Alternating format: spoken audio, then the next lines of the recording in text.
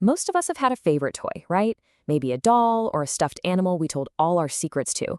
But what if that connection didn't just fade away? What if it stuck around, even after death? Well, today we're diving into the incredibly chilling true story of a Japanese doll that's believed to be possessed by the spirit of a little girl. This is the story of Okiku. It's a classic horror movie idea, isn't it?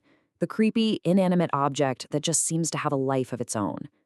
But for one family in Japan, this wasn't some story on a screen. This question, it became their living nightmare. Let's get into how it all started. So, our story doesn't begin with anything scary. In fact, it starts with an act of love. We're in Japan, the year is 1918. All a teenage boy wants to do is make his little sister's birthday the best ever. It's this moment of just pure, simple innocence. A moment that, well, is about to take a very, very dark turn. Okay, so here are our central figures. You've got 17-year-old Aikichi Suzuki and his little sister, Kikuko. She was about to turn 4, and she had her heart set on just one thing, a simple birthday wish that would unknowingly set the stage for decades of absolute terror. Now, you have to understand, the Suzuki family was poor. The father was a laborer picking up odd jobs, and the mother was a seamstress, so money was incredibly tight. When little Kikuko asked for a really beautiful doll for her birthday, her parents sadly had to say no. But her big brother Eikichi, he just couldn't stand to see her so disappointed. So Aikichi spent a whole month doing odd jobs, saving every single yen he could scrape together. Finally, he went looking, and in a shop window, he saw it. And this wasn't just any doll. It was this traditional Japanese doll in a beautiful red kimono with black hair cut right at the neck.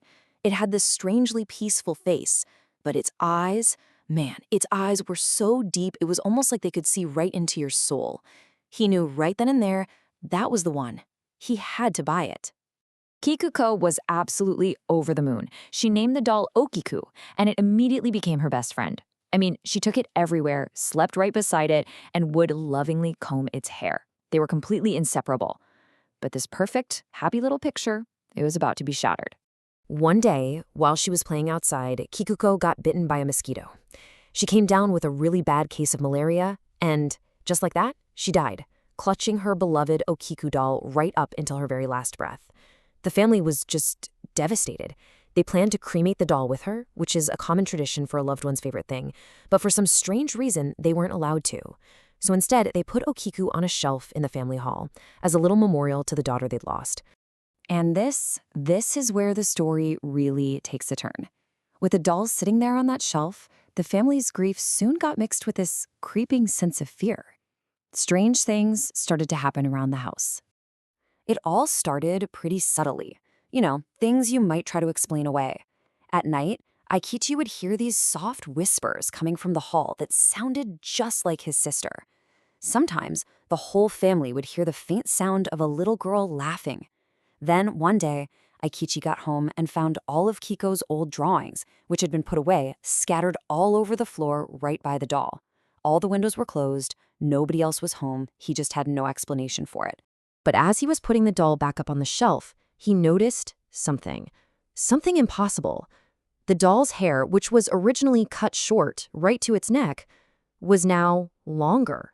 It was reaching its shoulders. But it wasn't just longer. The jet black hair now had this kind of brownish tint to it, and even had split ends, just like real living human hair. When Aikichi frantically told his parents, they just kind of brushed it off, thinking his grief was playing tricks on him. To prove it, his mother grabbed a pair of scissors and just trimmed the doll's hair right back to its original neck-length style. This, as you can probably guess, was the worst mistake she could have possibly made. It was like cutting the hair just flipped a switch. The hauntings went from these unsettling little whispers to just outright terror. The family started having these horrible nightmares, and every single one of them featured the Okiku doll trying to hurt them. The presence in their home wasn't a sad memory anymore. It was a threat. The father, completely terrified and just fed up, decided he was going to end it. He took the doll out to a field nearby and buried it deep in the ground. That night, the family all slept in one room just to feel safe, but they were woken up by a sound that must have chilled them to the bone. This violent, desperate pounding on the front door, and with it, what sounded like Kakuko's voice, screaming in pain. The banging just got louder and louder, so intense the entire house started to shake. When the noise finally, suddenly stopped, the father crept to the door and opened it, and there it was, the Okiku doll, standing all by itself. As he stared in total horror, its hair started growing at this insane speed, lashing out like tentacles. Strands wrapped around his neck, tightening, choking him. He fell to his knees, gasping for air. In a moment of just pure desperation, Ikuchi screamed his sister's name, "Kikukao!" And just like that, the doll went limp. The hair fell away. His father could breathe again. So the family now understood their terrifying new reality. They were trapped. Every single time they tried to get rid of the doll, it would come back, and usually it was even more violent than before. They had basically become prisoners in their own home, held captive by a child's toy. And we're not talking about a month or even a year. The Suzuki family lived with this horror for 20 years. 2 whole decades of fear. They said the paranormal stuff was always at its absolute worst around the anniversary of Kikoko's birthday, which is just this cruel, twisted reminder of the joy they had lost. After 20 years, they just couldn't take it anymore. In 1942, the family decided they had to leave their home, but they couldn't risk taking the doll with them, and they definitely couldn't just leave it for some other poor family. Their only hope was to give it to the monks at the Meninji Buddhist temple, just praying that they could somehow contain whatever spirit was inside. So this timeline really shows the doll's terrifying journey. For 20 years, it was this source of private, awful terror for one family. Then, from 1942 on, it became this public curiosity locked away in a temple. The monks tried to cleanse it, but absolutely nothing worked. The curse, as they say, is contained, but it is definitely not broken. The doll is still at the Meninji temple right now, to this day, where visitors can actually go see it behind a glass case. And, yeah, the most famous part of the whole legend is absolutely true. The monks have to cut its hair every so often, because even now, 100 years later, it just keeps on growing. You'd think that would be the end of the story, right?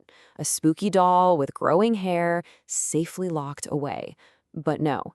The monks who take care of Okiku have recently reported a new and honestly, maybe even more disturbing development.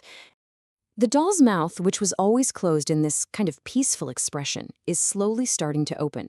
And inside, people who have looked closely have reported the horrifying sight of small, human-like teeth starting to grow. And that really leaves us with the final chilling question, doesn't it? What is actually inside the Okiku doll? Is it the sad, lonely spirit of a little girl who just can't let go of her favorite thing? Or, after all this time, has something far older and way more evil taken root inside of it? What do you think?